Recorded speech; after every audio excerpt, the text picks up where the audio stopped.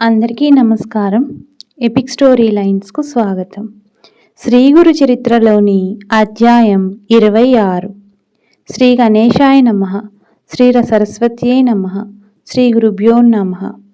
నామధారకుడు పట్టరాని ఉత్సుకతతో, స్వామి, శ్రీగురుడు విద్యావంతులైన ఆ మూర్ఖులను ఎలా సమాధానపరిచారు అని అడిగాడు. అందుకు సిద్ధముని ఇలా చెప్పారు. శ్రీగురుడు కొంచెం తీవ్రమైన కంఠంతో ఆ మూఢులకు ఇలా బోధించారు. నాయనలారా, మీరు ఈ విధంగా మాట్లాడడం దుస్సాహసమే అవుతుంది. ఎవరైనా వేద విధులు అనుకోవడం దురహంకారమే.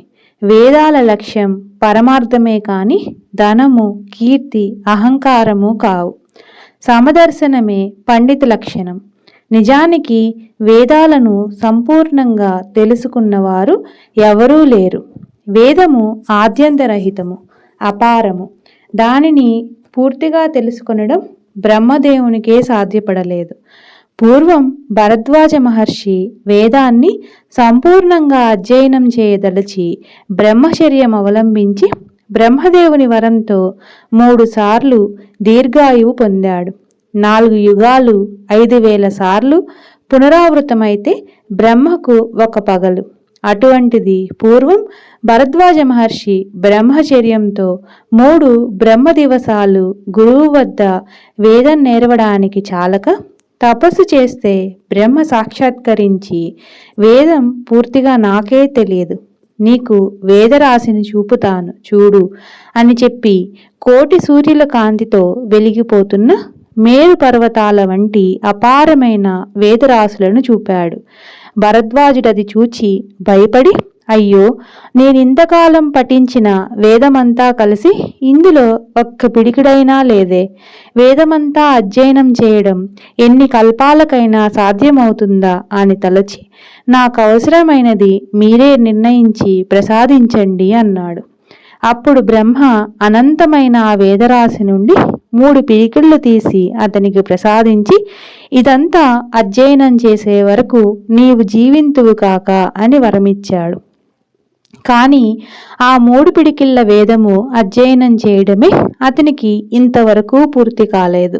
కనుక సాక్షాత్తు నారాయణుడే బాదరాయణుగా అవతరించి వేదాన్ని 4 భాగాలుగా విభజించి వాటిని పైలుడు, వైశంపాయనుడు, జైమిని, సుమంతుడు అను శిష్యులకు ఒక్కొక్క వేదం చొప్పున తెలిపాడు. వారు కల్పాంతం వరకు అభ్యసించి కూడా వాటిని పూర్తిగా తెలుసుకోలేకపోయారు. అటువంటప్పుడు అల్పాయుష్కులైన మీరు 4 వేదాలను సంపూర్ణంగా అధ్యయనం చేశామనుకోవడం ఎంత తెలివి తక్కువ. వేదమంతా నేర్వగలగడం ఏ ఒక్కరికీ సాధ్యం కాదు. కనుకనే వ్యాసుడు దానిని 4 భాగాలుగా విభజించాడు. ఋగ్వేదాన్ని పైలుడనే శిష్యునికి బోధించి దానిని ధ్యానించడానికై దానిని గురించి ఇలా చెప్పాడు. ఋగ్వేదానికి ఉపవేదం ఆయుర్వేదం, ఆత్రేయస గోత్రం, గాయత్రీ ఛందము. ఋగ్వేదానికి అధిదేవత బ్రహ్మ. ఎర్రని వర్ణము, తామర రేకుల వంటి కళ్ళు, సుస్పష్టమైన కంఠము, గిరిజాల జుట్టు, వంక మీసము కలిగి 2 మూరల పొడవైన దేహం కలిగి ఉంటాడు. నీవు ఆ రూపాన్ని ధ్యానించు. దీనిలో చర్చ, శ్రావకము, చర్చకము, శ్రవణీయపారము, క్రమపారము, జట, రథక్రమము, దండక్రమము అనే భాగాలున్నాయి. ఆ క్రమం ప్రకారమే దానిని పారాయణ చేయాలి. ఈ వేదానికి ఆశ్వలాయని, సాంఖ్యాయని, శాకల, భాస్కల, మాండకేయులనే 5 శాఖలున్నాయి. వాటిని ఆనాడు వ్యాసుడు పైలునికి చెప్పాడు. కానీ ఈనాడు వాటిని సంపూర్ణంగా చదివిన వారెవరు? తర్వాత వ్యాసమహర్షి తన 2వ శిష్యుడైన వైశంపాయనునికి యజుర్వేదం చెప్పి దాని లక్షణాలు ఇలా చెప్పారు. యజుర్వేదానికి ఉపవేదము ధనుర్వేదము, భారద్వాజస గోత్రము, త్రిష్టుశ్చందస్సు. దీనికి రుద్రుడు అధిదేవత.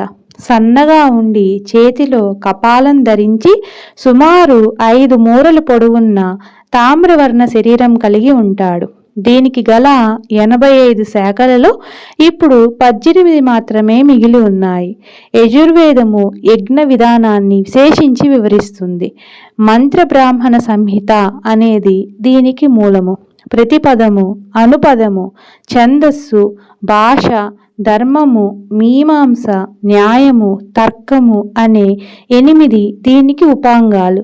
శిక్ష, కల్పము, వ్యాకరణము, నిరుక్తము, ఛందస్సు, జ్యోతిష్యము అనే 6 అంగాలు దీనికి ఉన్నాయి.